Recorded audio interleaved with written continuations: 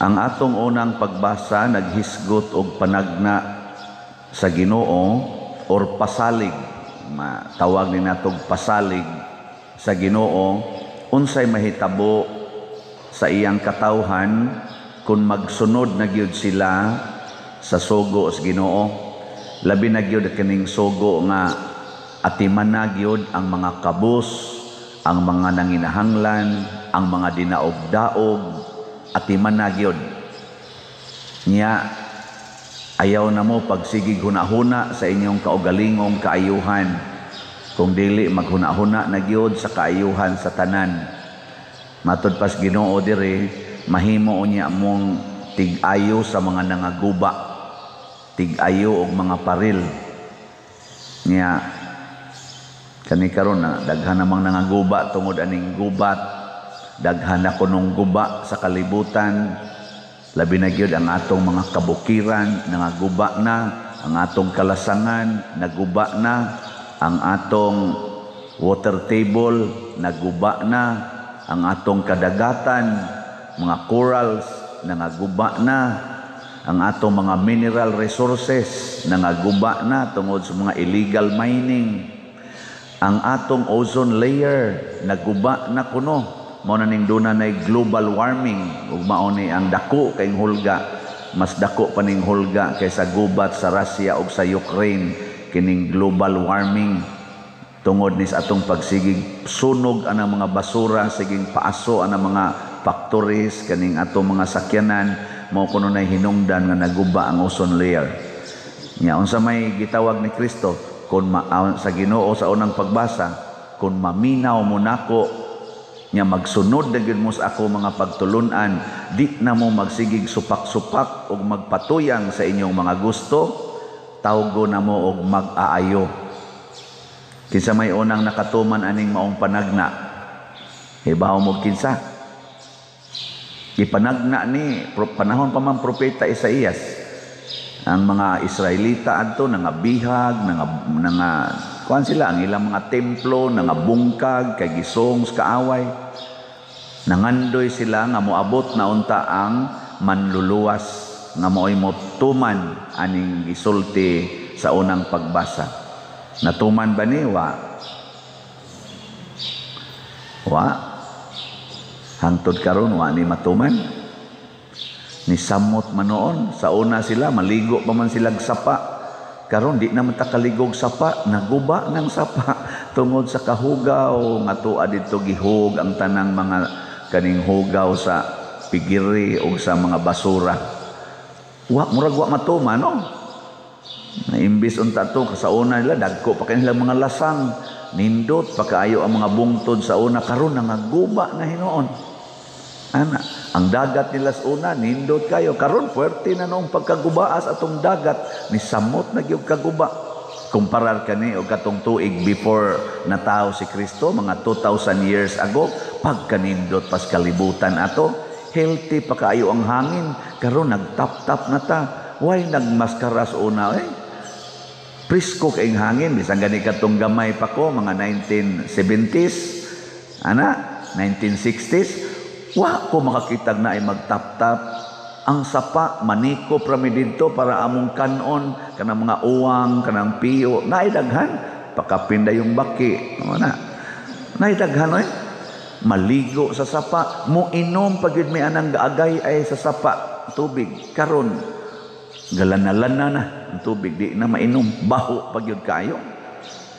So sa man natuman ni wa ambot lang. Pero gaton tanaw natuman. Kinsa may unang nituman? Si Kristo. Niabot gyud si Kristo. Apan si Kristo nagtan-aw na sa tinuod nga naguba. Kining atong kalibutan, moabot man yung panahon nga maguba gini. Ug duna sa Diyo'y moguba ni ini ang mga hinanib sa yawa. Pero si Jesus nagtukod og usa ka pundok sa mga tao nga mao'y muayo sa tinuod nga naguba. Ug unsa may tinuod nga naguba? Ang kalag tungod sa sala. Kining atong gipanghisgutan nga naguba ang bukid, naguba ang ozone layer, naguba ang tubig, baho na kayong atong palibot, polluted na kaayo, mga bunga man sa sala. Ang tinuod nga naguba, ang tao nga naay sala.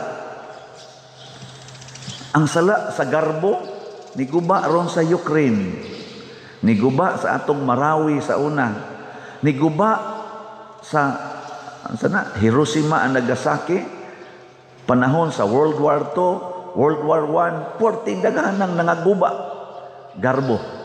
Kinsay niguba ato? Ang nagda sa mga missile, mga bomba, mo'y nakaguba. Nya unsa man to? Garbo. Ang unang naguba, ang kalag tungod sa sala nga garbo. Kamemorize pa mo sa 7 capital sins. Kisay nakamemorize, taasan ka mo.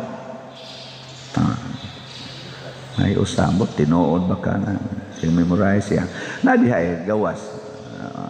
7 capital sins. Malimot ganita ng 7 capital sins, unya ato ng mabuhat, guba gyud.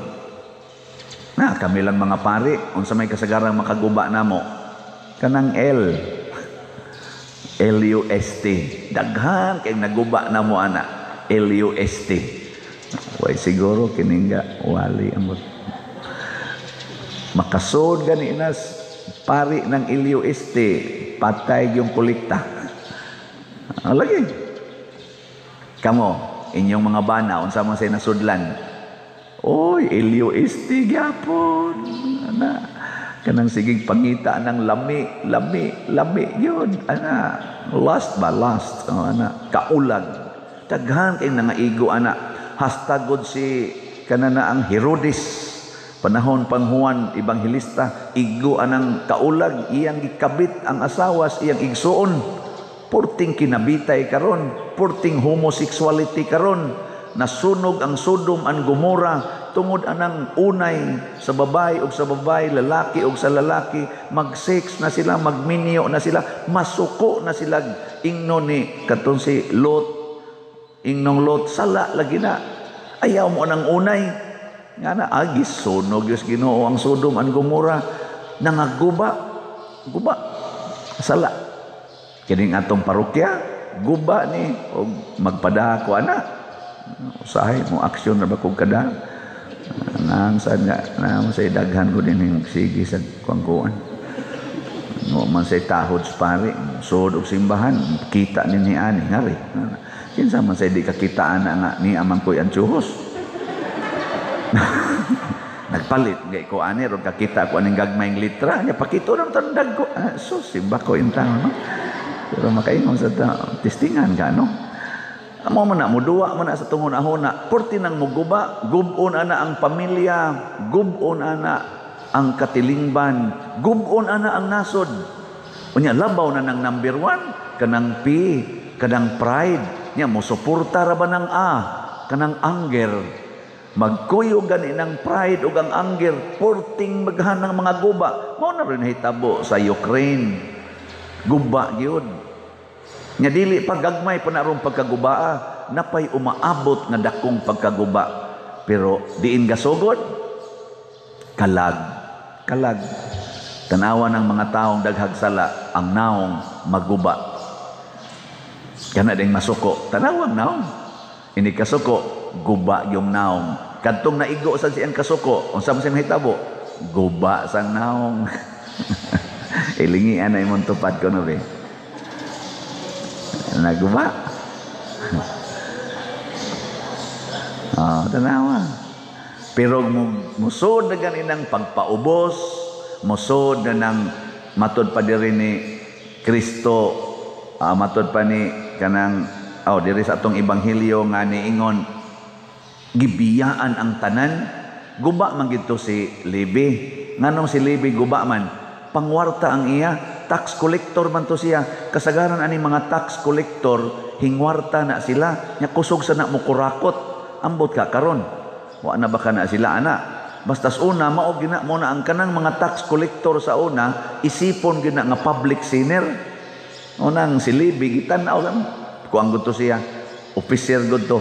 pero gikuha ni Kristo, gibiyaan ni Levi ang tanan. Ug unsa may nahitabo ni Levi? Nagkumbira na siya kuyog ni Kristo og sa mga makasasala. Nanindot ng iyang kalag. Wa na siya maniguro nga ako rin makakwarta. Iya nang gi-share ang iyang kwarta. Mabitan na kaning pagbiya sa tanan, mausad ni ang pagpalit sa salat. Kay kana mga taong di kabiya sa kwarta, di gina mo palit og salat, magsige man nagkwenta sa sus. Ana. Salamat ang naagit ay mga igsoon nga nibiya sa ilang pangwarta sama ni Levi, unya mi-share na sa iyang kwarta ngadtos mga nanginahanglan, nagkumbira. Di ba? Kinsa may gasunod ni Kristo, ang mga apostoles nakatuman aning panagna, namiya gid sila tanan. Si St. Francis of Assisi, sila si St. John Bosco, St. Ignatius of Loyola, St. Augustine, di na ni malalis ha? Sila si St. Vincent de Paul, Mother Teresa of Calcutta, kani sila San Roque, gani karon ang atong Santosonon, si Bishop Chupilo Kamomot, nagpakita nga ang ilang pagbiya sa bahandi, nakatukod og dagko kaayong mga kaayuhan sa kalibutan.